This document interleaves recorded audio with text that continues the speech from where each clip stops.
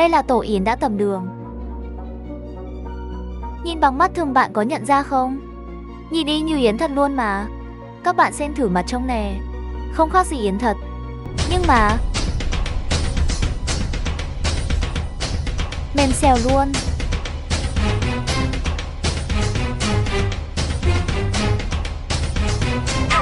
Gấp thử luôn nè. Không bể tổ luôn. Hãy chọn những nơi uy tín để mua, để bảo vệ sức khỏe gia đình bạn.